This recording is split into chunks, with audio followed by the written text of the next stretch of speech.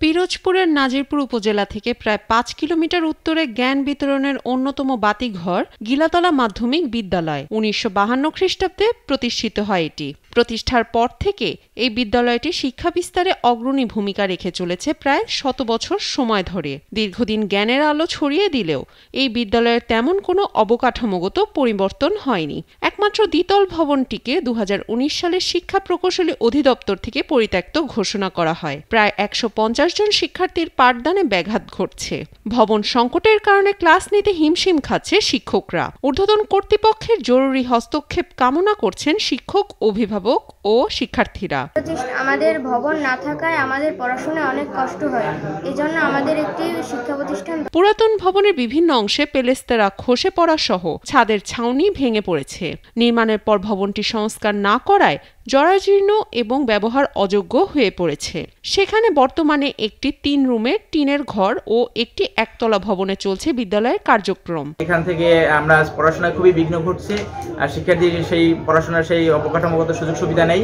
এখানে এই অবকাঠামোর কারণে অনেক শিক্ষার্থী সেই পড়াশোনার থেকে বঞ্চিত হচ্ছে, বসতে পারছে না। বিল্ডিং এর অভাবে অনেক শিক্ষার্থী এখানে আসতে চাচ্ছে না। তো পাশে ভঙ্গ এই অবস্থা থেকে আমাদের উত্তরণের জন্য একটা নতুন ভবন একান্তই দরকার। টিনের ঘরটি জেলা পরিষদের অনুদান থেকে করোনাকালীন সময় নির্মাণ করা হয় এবং একতলা ভবনটি ২০১৩ সালে ওয়েজ কল্যাণ অনার্স থেকে পাওয়া অনুদান থেকে নির্মাণ করা হয়। মাধ্যমিক বিদ্যালয়টি ওই অঞ্চলকে আলোকিত করেছে। এই বিদ্যালয় থেকে হাজার হাজার শিক্ষার্থী পড়ালেখা করে ভালো ফলাফল অর্জন করেছে। বিদ্যালয়ে বর্তমানে ভবন সংকটের কারণে শিক্ষা কার্যক্রম ব্যাহত হচ্ছে। ভবন না থাকার কারণে আমাদের পড়ালেখা অনেক সমস্যা হচ্ছে। আমরা কর্তৃপক্ষের কাছে আবেদন করছি যে আমাদের একটি স্কুলের ভবন দরকার। নবম শ্রেণীর শিক্ষার্থী মুশফিকা আক্তার বলেন, আমাদের বিদ্যালয়ে ভবন না থাকার কারণে পড়ালেখা অনেক সমস্যা হচ্ছে। আমরা কর্তৃপক্ষের কাছে একটি ভবন নির্মাণ করে আমাদের এই সমস্যা দ্রুত সমাধান করার জোর দাবি জানাচ্ছি। প্রধান শিক্ষক আব্দুল আলিম বলেন, ১৯৫২ সালে প্রতিষ্ঠিত, কিন্তু দুঃখের বিষয় ১৯৬২ সালে একটি ভবন হলেও ভবনটি একদম ভাঙচুর, যা ক্লাস করার অনুপযোগী। বিগত ৩ বছর আগে শিক্ষা প্রকৌশলী অধিদপ্তর থেকে ভবনটি পরিত্যাগ করে, কিন্তু আমরা ভবনের জন্য বিভিন্ন জায়গায় বিভিন্ন মহলে সাহায্যের ভবনের জন্য আবেদন করি। আমরা কোনো ভবন পাইতেছি না, যার জন্য অত্র বিদ্যালয়ের লেখাপড়া খুবই বিঘ্নিত হচ্ছে। বিদ্যালয়টি ১৯৫২ খ্রিস্টাব্দে প্রতিষ্ঠিত।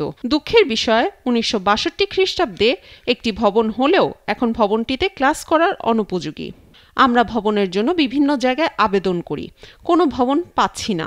এজন্য ছাত্রছাত্রীদের লেখাপড়ায় বিঘ্ন ঘটছে। তাই আমি কর্তৃপক্ষের দৃষ্টি আকর্ষণ করছি, যাতে একটি ভবন প্রদান করে কোমলমতি শিক্ষার্থীদের শিক্ষাদানের সুপরিবেশ সৃষ্টি করে। না থাকায় আমাদের বিল্ডিং এর যে দুর্দশা, এর জন্য আমাদের শিক্ষার্থীদের পড়াশোনায় খুবই অসুবিধা হচ্ছে।